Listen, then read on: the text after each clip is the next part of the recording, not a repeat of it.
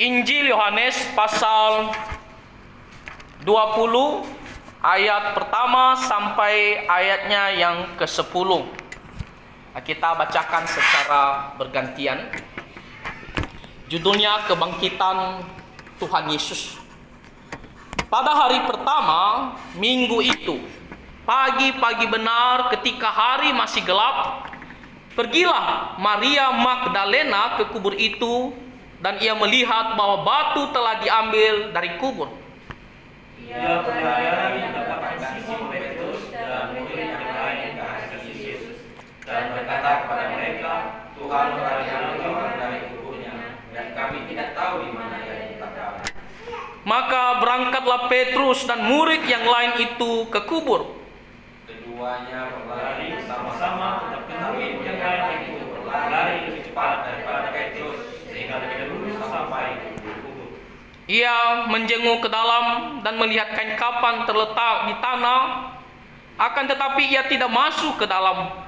Maka datanglah Simon Petrus juga menyusul dia dan masuk ke dalam kubur itu, dan melihat kain kapan terletak di tanah. Sedang kain pelu yang tadinya ada di kepala Yesus tidak terletak dekat kain kapan itu, tetapi agak di samping di tempat yang lain dan sudah tergulung. Maka masuklah juga murid-murid yang lain yang belum sampai ke kubur itu, melihatnya percaya. Sebab selama itu mereka belum mengerti isi kitab suci yang mengatakan bahwa ia harus bangkit dari antara orang mati. Lalu pulanglah kedua murid itu ke rumah.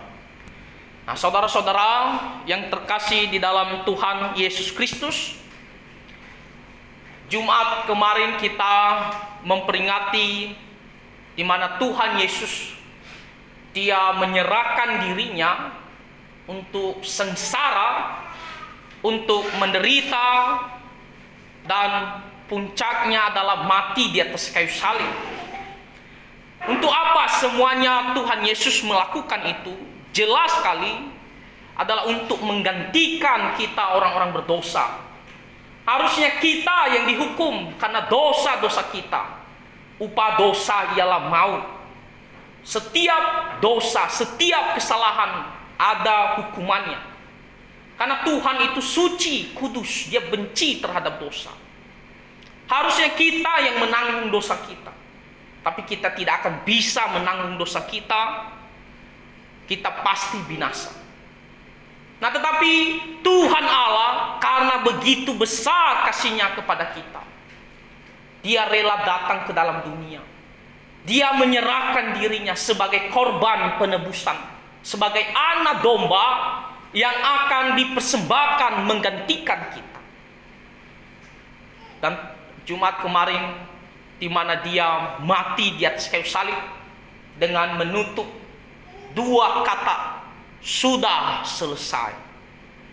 Sudah selesai segala rencana Tuhan untuk menebus dosa-dosa manusia. Lalu Tuhan Yesus, kita tahu Dia disalibkan mulai dari jam 9 pagi di hari Jumat sampai jam 3 sore.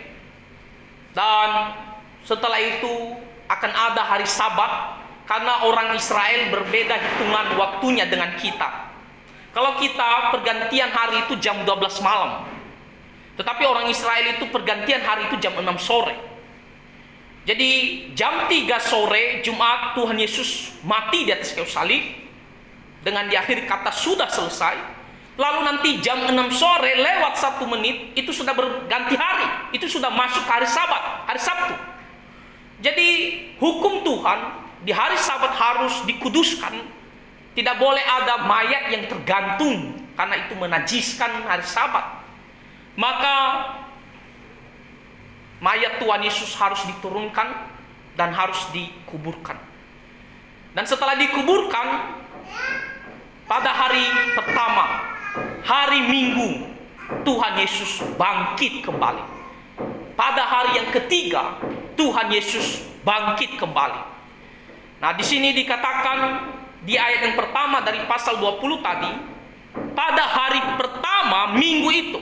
Nah, saudara-saudara, ada perbedaan juga tentang hari kita Indonesia secara khususnya dengan orang Israel, kalau orang Israel itu menghitung harinya, hari pertama itu adalah hari Minggu, dan hari ketujuh itu jatuh ke hari Sabtu, yaitu hari Sabat. Nah, tetapi kalau kita Indonesia secara khususnya, itu hari pertama itu adalah hari Senin, dan nanti hari ketujuh itu adalah hari Minggu. Nah, tetapi di sini firman Tuhan mengatakan hari pertama minggu itu. Jadi jangan sampai bingung kenapa dikatakan hari Minggu itu hari pertama. Padahal kita kan mengerti hari Senin itu hari pertama. Nah, sekali lagi perbedaan perhitungan hari dengan mereka. Hari pertama itu adalah hari Minggu, karena hari Sabat, hari ketujuh itu adalah hari Sabtu. Dan di sini dikatakan pagi-pagi benar ketika hari masih gelap, dalam arti apa? Masih subuh sekali. Belum begitu jelas kalau kita pergi jalan ataupun pergi keluar, belum begitu jelas ya keadaan karena begitu subuh. Di sini dikatakan pagi-pagi benar. Pergilah Maria Magdalena ke kubur itu dan ia melihat bahwa batu telah diambil dari kubur. Nah, salah satu murid Tuhan Yesus yang mengasihi Tuhan Yesus yaitu Maria Magdalena. Dan dia tidak sabar untuk melihat apa yang terjadi terhadap Tuhan Yesus setelah dia dikuburkan. Maria Magdalena ini begitu mengasihi Tuhan Yesus, dan dia pergi ke kubur pagi-pagi benar. Lalu apa yang terjadi, saudara-saudara? Di sini dikatakan bahwa ia melihat batu telah diambil dari kubur Tuhan Yesus. Nah, saudara-saudara, beda dengan kuburan kita dengan kuburan orang-orang Israel, orang-orang Yahudi. Kalau kuburan kita gali tanah lalu kita masukkan ke dalam kan. Tapi orang Israel itu beda. Mereka itu melihat gua batu, lalu mereka pahat, buat dia kosong di dalamnya, lalu mereka buat bis itu tempat-tempat untuk membaringkan mayat. Dan di situ bis itu diletakkan mayatnya sampai terurai, nanti tulangnya baru nanti dipindahkan.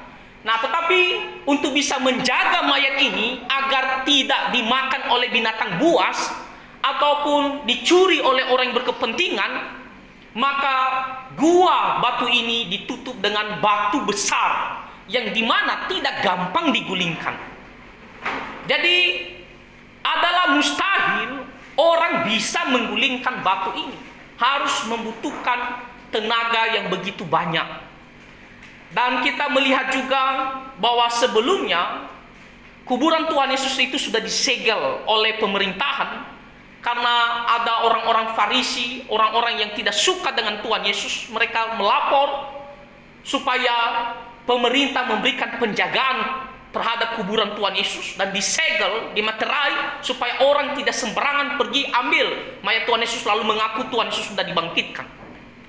Nah, jadi di sini Maria Magdalena dia melihat kuburan Tuhan Yesus, penutup kuburannya telah terguling, telah terbuka. Dan ketika dia melihat ini, dia tidak memilih atau memutuskan untuk masuk ke dalam.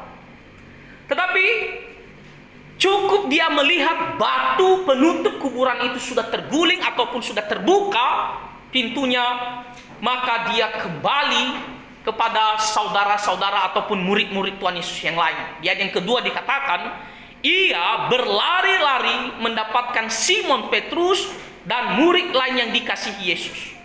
Nah, di sini kita melihat bahwa Petrus dengan murid yang dikasihi ini, siapakah murid yang dikasihi ini? Nah, kita mengatakan adalah Rasul Yohanes sendiri.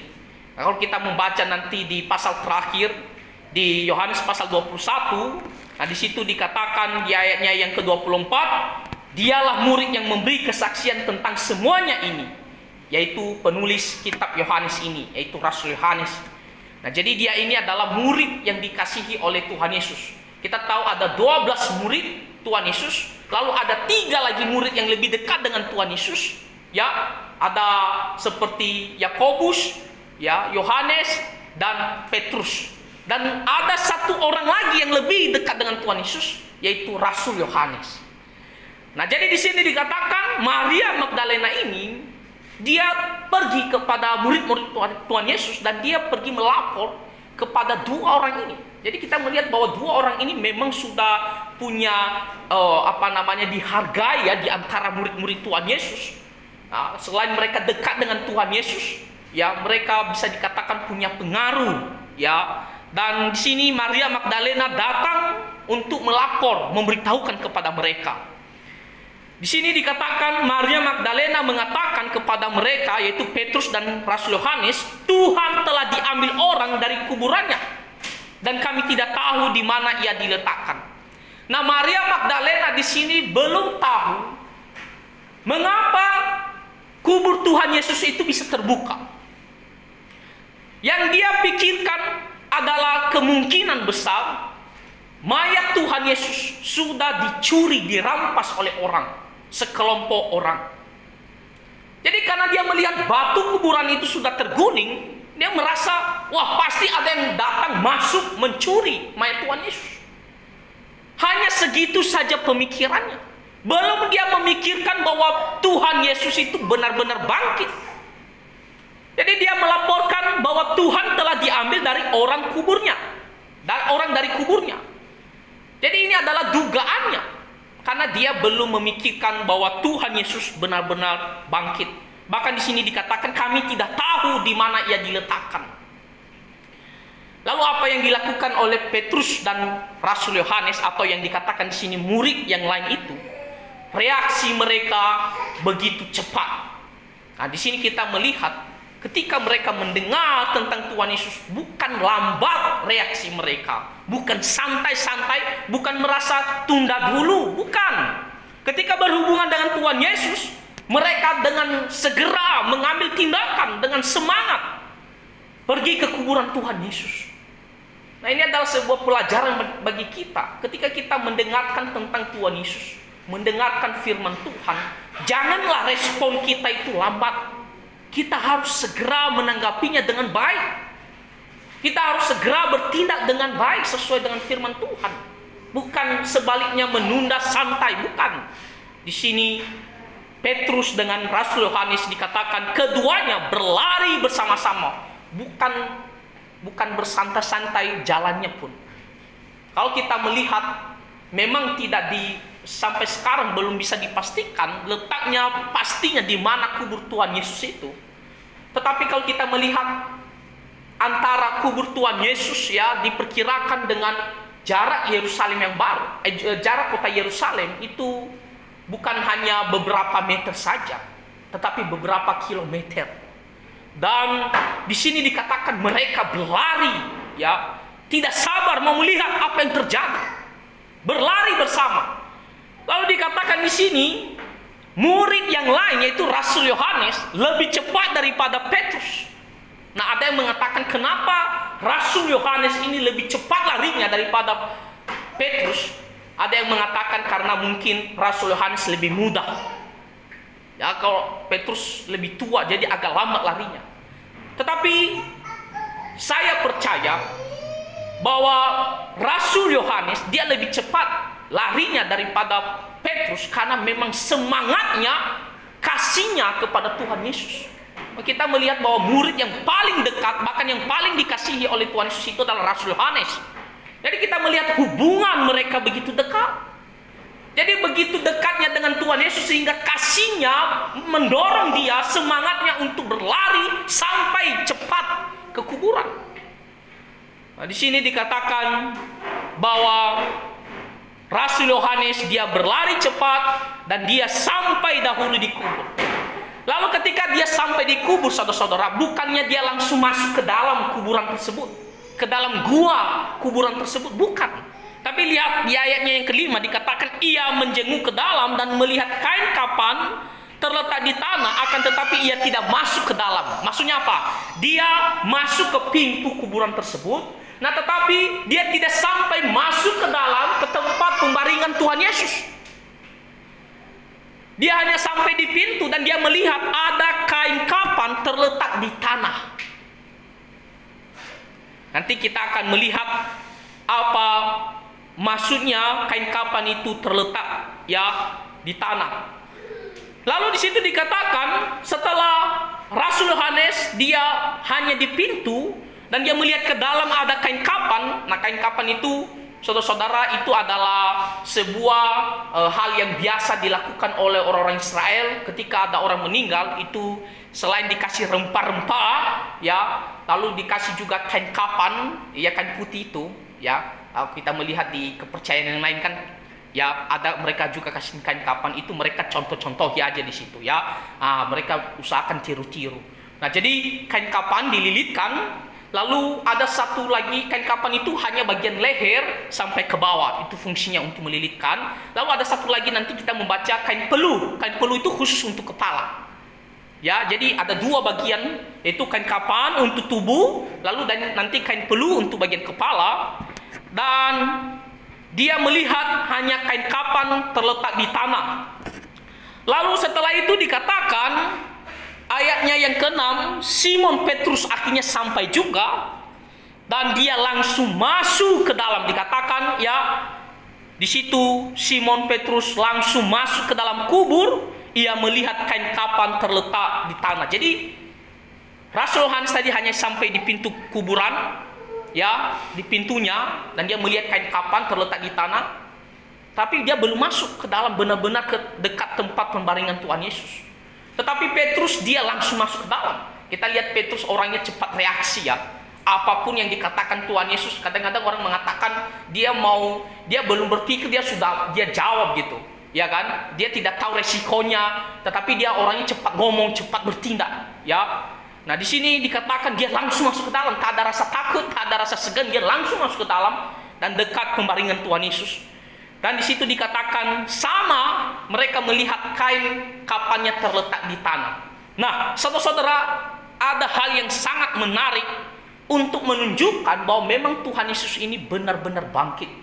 Bukan dicuri mayatnya. Nah, di sini dikatakan kain kapan terletak di tanah. Kalau kita melihat dan menggali, menyelidiki ke bahasa aslinya, kain kapan itu kan bentuknya kan seperti ini adalah mayat. Anggaplah ini adalah mayat. Lalu kain kapan itu kan dililitkan, ke mayat tersebut. Dan ketika mereka melihat kain kapan tersebut, itu posisinya bukan kain kapannya itu teracak-acakan, terbuka, terserak, bukan. Tetapi seperti bentuknya terlilitkan, lalu seolah-olah bagian isinya itu lenyap atau hilang, lalu bentuk kain kapan itu masih dalam bentuk seperti itu. Jadi seperti ini ada kain kapan, lalu ini tiba-tiba hilang isinya, dan kain kapan itu tersusun rapi seperti semula kain apa lilitannya. Hanya dia kempes karena nggak ada lagi isinya. Nah, di sini menunjukkan bahwa Tuhan Yesus itu benar-benar bangkit. Kenapa? Kalau orang benar mencuri mayat Tuhan Yesus, pertanyaannya adalah apakah orang masih punya waktu untuk melilitkan, membuat lilitan itu dengan benar, dengan rapi? Tidak mungkin. Karena ingat bahwa peristiwa tentang Tuhan Yesus itu begitu heboh, viral pada saat itu, dan itu begitu dijaga oleh pemerintah dan bahkan oleh ahli-ahli Taurat. Ya, jadi tidak mungkin orang mau mencuri lalu masih ada kesempatan untuk melilitkan kain kapan tersebut. Pasti apa yang mereka lakukan waktu mereka ambil mayat Tuhan Yesus akan terburu-buru, teracak-acak, buka-buka, serahkan. Tak ada orang yang mencuri, dia masih setelah dia curi barang lalu dia masih sapu, pel, buat rapi. Enggak ada. Orang kalau ambil barang buru-buru, jangan sampai ketahuan. Nah, di sini kita melihat bahwa kalau seandainya mayat Tuhan Yesus itu benar-benar dicuri, kain kapannya itu tidak mungkin dalam bentuk rapi seperti sebelumnya. Pasti akan dibuka kan, teracak-acak.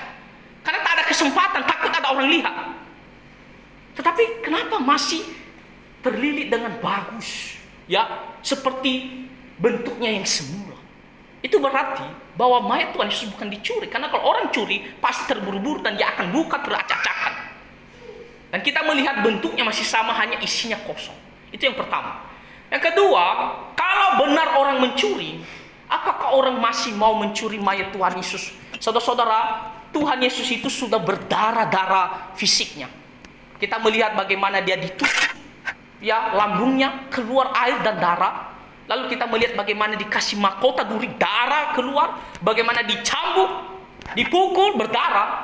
Lalu ketika dia meninggal, sudah kita mengatakan pada hari yang ketiga, apakah masih, menurut saudara-saudara, apakah masih harumnya itu masih bagus, baunya itu masih bagus?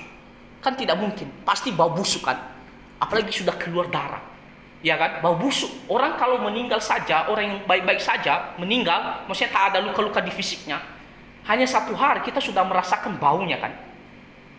Apakah bau dari mulutnya, dari hidungnya? Apalagi Tuhan Yesus, bukan hanya ya mati secara biasa saja, tapi berdarah-darah, itu pasti akan cepat sekali mengeluarkan bau busuk, benar tidak? Lalu kalau orang mau mencuri untuk apa? Bukankah itu begitu jijik, jorok ya, bau sudah. Untuk apa? Kenapa dia harus membuka lagi itu? Bukankah itu semuanya akan kena di bagian tubuhnya waktu dia angkat mayat Tuhan Yesus? Sudah bau, ya, lalu sudah banyak darah. Untuk apa?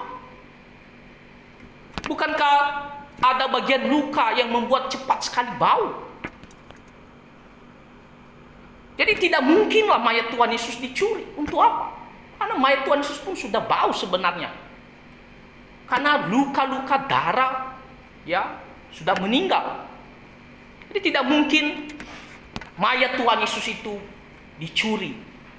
Lalu dikatakan di sini, selain melihat kain kapan terletak di tanah, ayat yang ke-7, sedang kain peluh yang tadinya ada di kepala Yesus tidak terletak dekat kain kapan itu, tetapi agak di samping, di tempat yang lain, dan sudah tergulung. Nah, saudara-saudara, kembali saya lagi gambarkan. Jadi anggaplah ini adalah kepala, lalu ini adalah bagian tubuh, leher sampai kaki. Lalu kain kapan itu kan berfungsi sampai leher. Lalu di sini kan kain peluh, ya, khusus untuk kepala. Jadi harusnya kain peluh ini, ya kan, masih dekat dengan kain kapannya kan, karena satu tubuh. Nah, tetapi di sini dikatakan kain peluhnya ini ada agak di samping dan tergulung, ya, tersusun dengan rapi.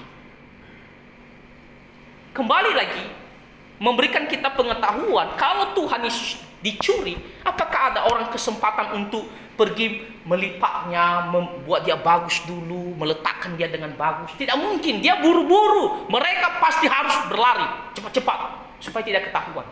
Nah, tetapi kita melihat kain kapannya tersusun rapi, lilitannya masih seperti semula, hanya isinya langsung lenyap, hilang. Lalu kita melihat kain peluhnya itu sudah tergulung, terlipat dengan bagus. Dan kita melihat, kita percaya bahwa Tuhan Yesus itu bangkit kembali, dan dia yang membuat, ya, kain peluh di bagian kepalanya itu bisa tersusun dengan rapi. Jadi kalau orang mencuri tidak mungkin punya waktu untuk menyusun dengan rapi. Pasti akan teracak-acakan, lari, ya, karena begitu panik. Nah, tapi di sini kita melihat kain kapan tetap lilitan yang sama, hanya isinya kosong. Lalu kita melihat kain peluhnya juga dia tersusun dengan rapi. Lalu di sini dikatakan ayat yang ke-8, maka masuklah juga murid yang lain, barulah masuk Rasul Yohanes yang lebih dahulu sampai di kubur itu dan melihatnya dan percaya, saudara-saudara. Ketika dia masuk, berdua akhirnya mereka, Petrus sudah dekat dengan tempat pembaringan Tuhan Yesus, dan mereka percaya. Percaya apa, saudara-saudara? Percaya bahwa Tuhan Yesus benar-benar bangkit. Bukan dia mati selama-lamanya, bukan juga dicuri, tetapi dia benar-benar bangkit dari antara kematian. Di sini dikatakan di ayat yang ke-9, sebab selama itu mereka belum mengerti isi kitab suci yang mengatakan bahwa ia harus bangkit dari antara orang mati.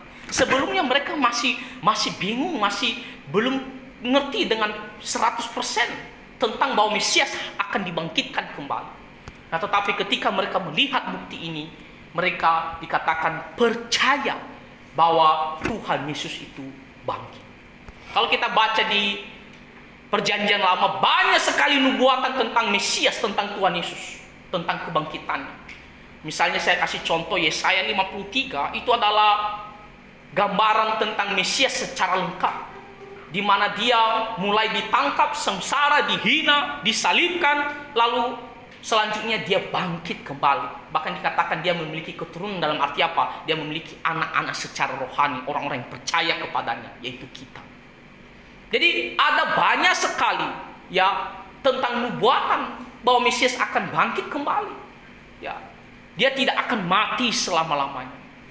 Nah, saudara-saudara, firman Tuhan ini memberitahukan kepada kita bahwa Tuhan Yesus itu benar-benar bangkit.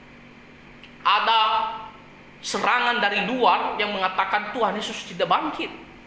Mayatnya dicuri. Ada juga yang mengatakan bahwa dia itu hidup kembali tetapi dalam bentuk roh, bukan benar-benar fisik, secara fisik seperti kita.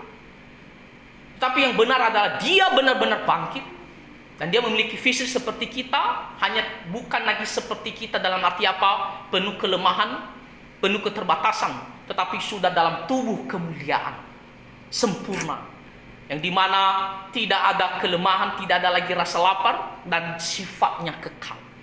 Dan inilah yang nanti kita akan pakai nanti setelah Tuhan Yesus membangkitkan kita kembali pada akhir zaman.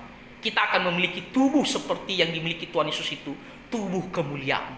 Tidak ada kelemahan, tidak ada lagi rasa sakit, rasa lapar, dan kita akan sifatnya kekal bersama dengan Tuhan Yesus Kristus selama-lamanya. Nah, saudara-saudara, karena Tuhan Yesus bangkit dari antara kematian, satu-satunya dan yang paling sulung, mati dan bangkit kembali dari antara kematian, maka itu memberikan kita suatu pengharapan sukacita yang besar. Rasul Paulus mengatakan kalau Tuhan Yesus tidak bangkit, di 1 Korintus pasal 15, kalau Tuhan Yesus tidak bangkit, maka sia-sialah iman kita. Karena toh Tuhan Yesus juga dikalahkan oleh kematian, mati selama-lamanya. Nah, tetapi Tuhan Yesus bukan seperti pemuka-pemuka agama yang di luar sana. Bukan seperti kita, saudara-saudara, yang mati tidak bangkit. Tapi Tuhan Yesus, dia mati dan dia bangkit kembali. Dia mengalahkan kematian. Itulah mengapa Tuhan Yesus dia mengatakan berkuasa baik hidup maupun mati. Dia mati untuk menebus dosa-dosa kita. Ya, lalu dia harus dikuburkan, lalu dia bangkit kembali. Saudara-saudara, ini adalah peristiwa yang begitu luar biasa bagi kita. Dan ini memberikan kita suatu pengharapan bahwa kita pun ketika kita mati, kita tidak akan mati selama-lamanya. Kita akan bangkit kembali. Karena Tuhan Yesus telah menang atas kematian, maka memberikan kita suatu pengharapan kehidupan yang kekal. Kita bersyukur karena kita adalah orang-orang yang percaya kepada Tuhan Yesus. Kita adalah orang-orang yang memiliki hari esok, pengharapan hidup yang kekal, kebangkitan, karena Tuhan Yesus telah mengalahkan kematian. Itu menggenapkan apa kata firman Tuhan, ya, bahwa dia harus mengalahkan kuasa maut, dia harus mengalahkan kematian, dia bangkit kembali. Nah, saudara-saudara, kita harus seperti Rasul Yohanes dan tentunya juga Petrus, yang dimana ketika melihat ini mereka percaya, beriman bahwa benar Tuhan Yesus sudah bangkit. Jangan sampai ada di hati kita apakah Tuhan Yesus itu masih benar-benar bangkit atau tidak, atau itu hanya sebatas teori. Ditambah lagi isu-isu dari luar sana membuat jangan-jangan Tuhan Yesus ini tidak bangkit. Saudara-saudara, Tuhan Yesus benar-benar bangkit. Nanti kalau kita melihat di pasal yang sama, di ayat yang ke-24 sampai nanti 29, kita melihat bagaimana Tuhan Yesus menampakkan diri langsung kepada murid-muridnya. Dan itu bukan dalam bentuk roh, tapi benar-benar bangkit, ya, dalam tubuh kemuliaan.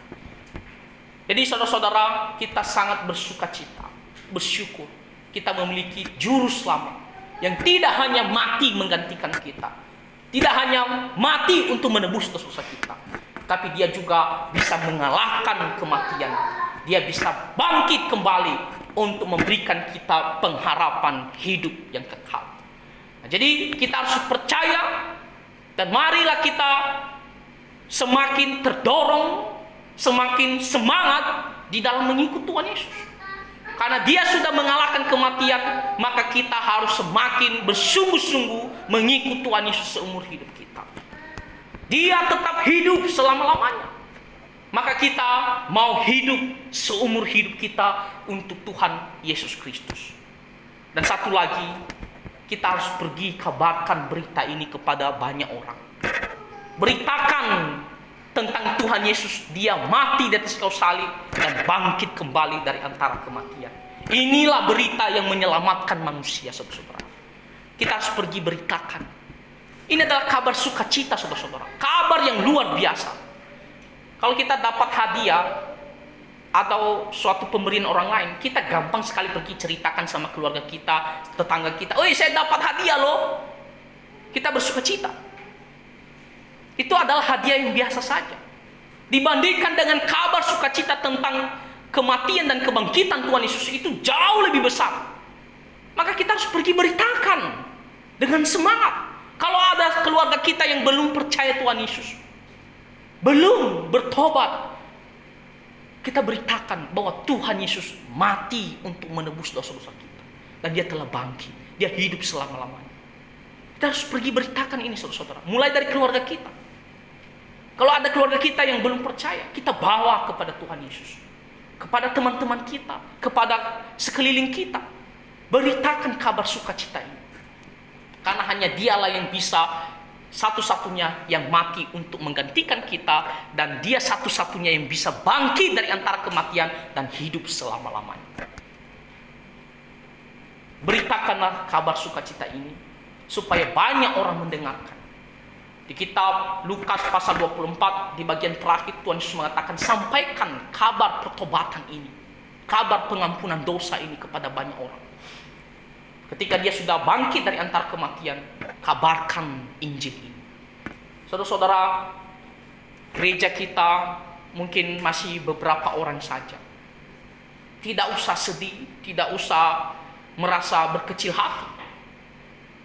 Tetapi yang harus kita lakukan, kita minta pertolongan Tuhan. Kita pergi beritakan Injil. Pergi kabarkan tentang Tuhan Yesus sudah bangkit.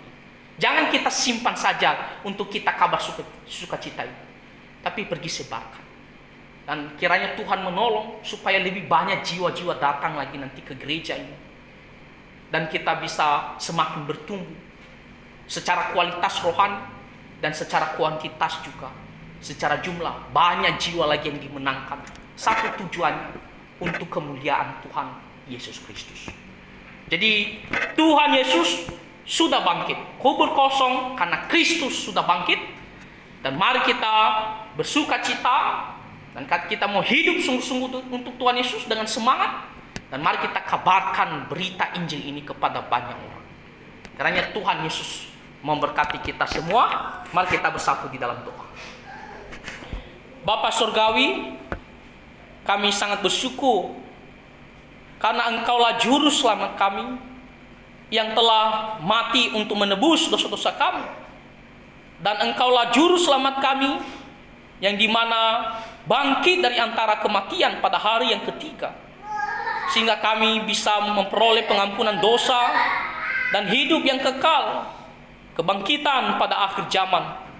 Tuhan, tolonglah kami supaya kami bisa bersyukur untuk kebangkitan-Mu, dan kami juga lebih bersemangat untuk hidup taat firman Tuhan. Dan juga kami mau pergi memberitakan, menyampaikan kabar sukacita ini kepada banyak orang, supaya banyak orang yang bertobat dan percaya kepada Tuhan Yesus Kristus. Tuhan, dengarkanlah doa kami. Di dalam nama Tuhan Yesus Kristus kami berdoa. Amin.